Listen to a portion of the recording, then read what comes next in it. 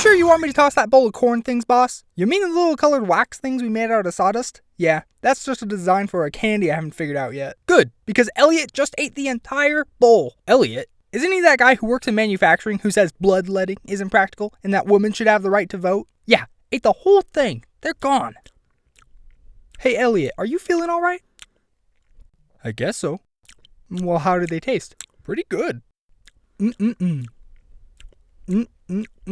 Candy corn, the triangular, tricolored Halloween treat that tastes terrible. First of all, who's making cowboy candy in the 1800s? I got some jelly beans. I'll tell you who, and I'll tell you how candy corn attempted to use its cavity-induced influence to control time. This is all true. It's not clickbait. Please stay. I put a lot of funny parts in here. As the unelected, unofficial, self-proclaimed mascot of Halloween, I'm expected to be part of the 3% of Americans who don't think candy corn tastes like soggy sugar you found in your grandma's house. Of course I like candy corn. I bleed white, orange, and yellow. These guys taste great. See?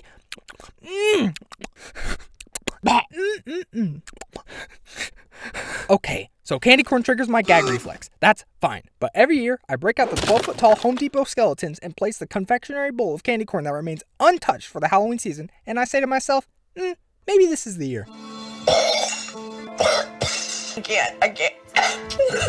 The year is 1888. Someone just mixed corn syrup and sugar into a slurry and handed out these cheap sweets to kids pushing hoops with a stick and battling polio. Uh-oh, one problem. Corn isn't socially recognized as people food. They needed branding. So, in an agricultural-focused time in America, they named the candy Chicken Feed. Then after the war, when eating corn was the Tide Pod challenge of its time, they renamed it Candy Corn. Candy corn was a year-round treat, something cheap that children could buy with their pocket change. But, because of corn's connection to autumn, customers started buying the candy only in the fall. And not long after, only in October. Instead of going bankrupt, these big brains adapted and made different holiday-themed candy corn. We got reindeer corn for Christmas, Cupid corn for Valentine's Day, bunny corn for Easter, and my favorite, freedom corn for the 4th of July, and my not-so-favorite, turkey dinner for Thanksgiving. Okay, this is very make-believe. Almost every company has changed their product recipe over the years. Heck, let's look at Coca-Cola. Ooh, let's not. But candy corn stubbornly refuses to change. Like, I'm not kidding. Sugar, corn syrup, and wax. That's it. Oh, and the wax used for candy corn is used for shoe shine, dental floss, paper coating, lipstick, eyeliner, and other polishes. So, in a way, you're eating shoe shine. Have you ever taken a pill and was like, I wish I could have more of that. Instead of overdosing, eat candy corn. And apparently people do that, because it says that around 35 million pounds of candy corn is sold annually. Who's doing that? I feel like the mothers of the candy corn company feel bad nobody's buying the candy, so they're buying like the 70% of it most of the time. And speaking of time, here's how candy corn controls time. The big pharma of the candy corporations has kept this story in the dark for half a century, and I'm here to bring it into the light. Okay, there is incredible evidence this is true, but this video relied heavily on my folder full of Minecraft sound effects and Vine booms. I do not think you came here for the facts. Candy corn and pumpkins played a role in the current U.S. daylight savings time. Since 1960, candy makers wanted to let trick-or-treaters get more candy by letting them stay out later. That way, they would stay outside and collect more candy in that extra hour. The candy industries went as far as to put candy pumpkins on the seat of every senator, hoping it would win their favor. They didn't win. But in the 2000s, daylight savings time finally rolled into Halloween, giving the little cocomelons ample time to sample the sweet treats. Candy corn and Halloween go hand in hand, unless it's actually Halloween. 5-year-old me letting out my wild side when I get to the house passing out individual pieces of candy corn. I'm a growing boy, and I can't live off of Tiny Tim-sized portions of 2 peas and a comedically small turkey. And we know we'll just end up giving our candy corn to the Elliots of the family. Don't act like this is okay. Unlock the door right now. I just want to talk to you. Let me in.